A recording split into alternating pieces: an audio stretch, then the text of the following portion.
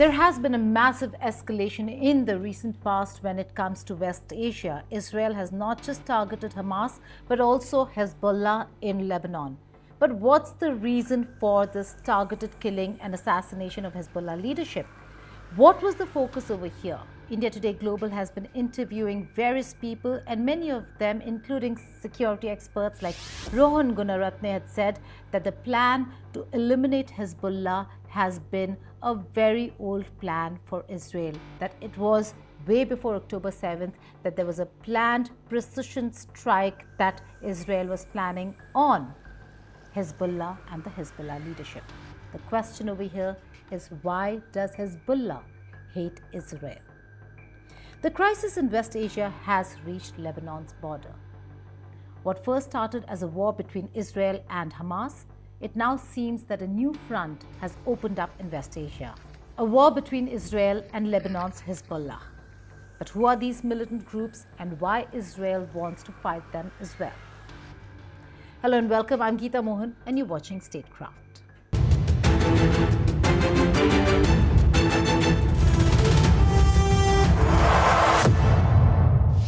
Well, to understand how the situation has erupted in West Asia, we'll have to decode who exactly are these Hezbollah militants. Hezbollah is an influential Shia Muslim political party and armed group.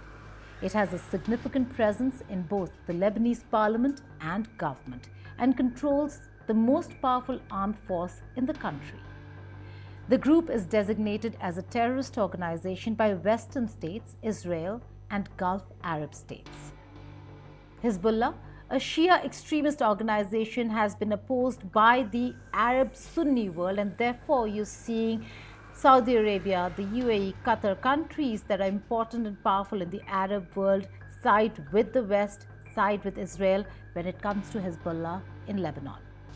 Hezbollah rose to prominence in the 1980s in opposition to Israel, whose forces had occupied southern Lebanon during the country's 1975-1990 civil war. It has received strong backing from Iran, both financially and militarily over the years.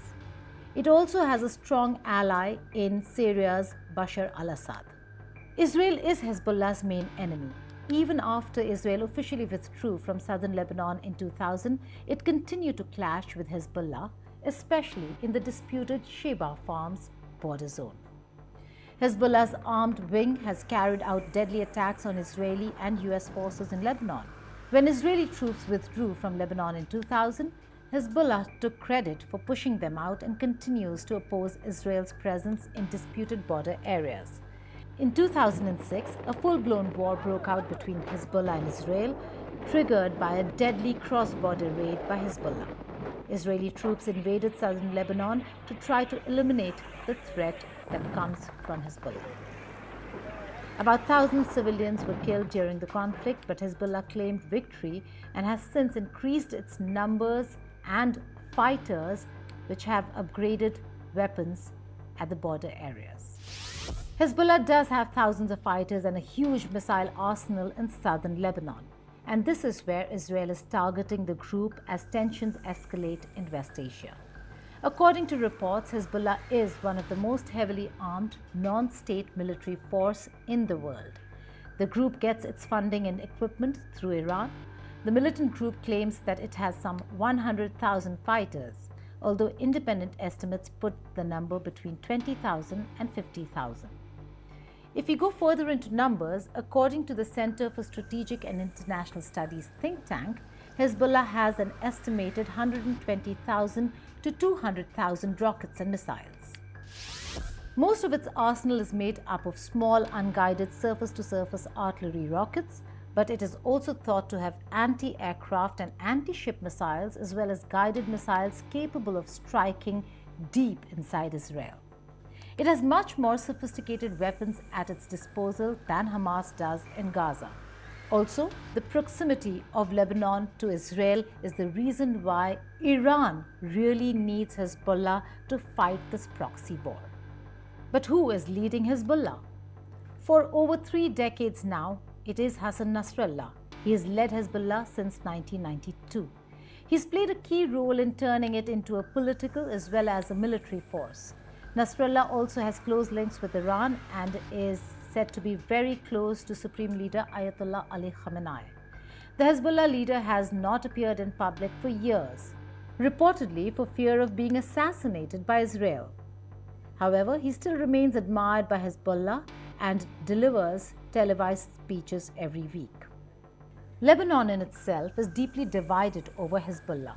While the group enjoys substantial popular support, many opponents accuse it of involvement in political corruption and oppose its military capabilities, viewing them as a significant factor in the country's ongoing conflicts. And now the group seems to have a difficult task in front of them as they prepare for a potential war with Israel. I like to share two important information that might be of value to our audience. One is, one should never underestimate the Israelis. It is the most competent security force in the world and the most competent intelligence service in the world. In fact, when Hamas attacked Israel in October of 2023, the IDF was already preparing, already ready to attack the Hezbollah forces in Lebanon.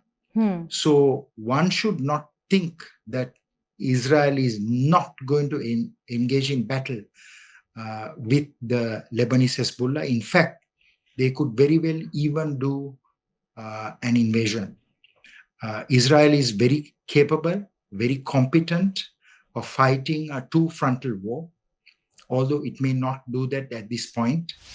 Israel faces a multi-pronged war from various quarters, various proxies. For Lebanon, it has become an existential crisis with the kind of attacks that it is facing from Israel. Prime Minister Netanyahu has already said that Israel is determined to eliminate not just Hamas but also Hezbollah. For now, it seems like a war of capabilities between the Hezbollah and Israel, whether it's missiles or, for that matter, intelligence capability. For now, Israel's strikes have had a debilitating impact on Hezbollah and Lebanon. How much of it will impact the future of the security in the region is something we'll have to wait and see. But for now, the entire region is going to feel the impact of a theater of war that has expanded beyond Israel and Palestine to Lebanon and further into West Asia. Thank you for watching Statecraft. Goodbye and take care.